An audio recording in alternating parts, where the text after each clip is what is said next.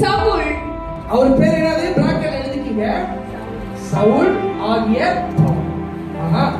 சவுல் வீடுகள் தோறும் நுழைந்து புருஷரையும் ஸ்திரீகளையும் இழுத்து கொண்டு போய் காவலில் போடுவித்து சபையை பாழாக்கி கொண்டிருந்தான். இப்ப இவர் பவுலா சவுலா? இப்ப அவர் எப்படி இருந்தாரு? கொஞ்சம் வயலுக்கா அதே இல்லையா? அந்த ஏத்துக்காம ஜனங்கள் எல்லாத்தையும் துன்பப்படுத்துகிற ஒரு Saul. He made an havoc. இங்கிலீஷ்ல போட்டிருக்கு he made havoc of the church.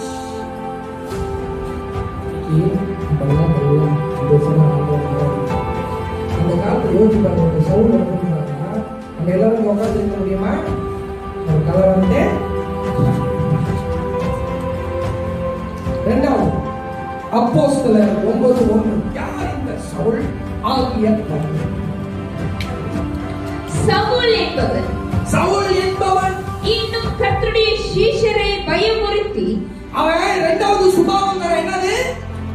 கர்த்தருடைய சீஷர் யார்? அந்த disciple பயமுறுத்துகிறவன். He made fear or make threat to the disciple of Christ.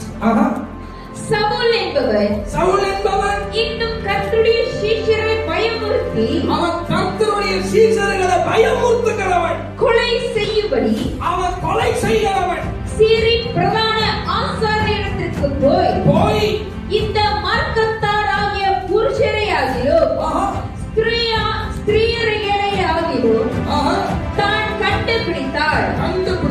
அவர்களை கட்டி எருசலேமுக்கு கொண்டு வரும்படி தமஸ்குவில் உள்ள அண்டர்லைன் பண்ணிக்கீங்க, தமஸ்கு ஜெப ஆலயங்களுக்கு நிருபங்களை கேட்டு வாங்கினான்.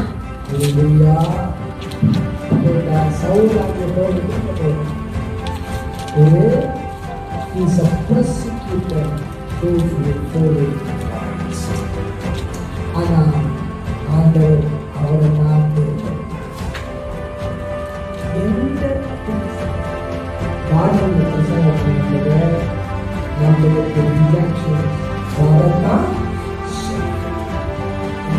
அநேக ஃபால்ஸ் டாக்டர்ஸ் இருந்தது. கள்ள உபதேசம் இந்த கடைசி காலத்திலே இருந்து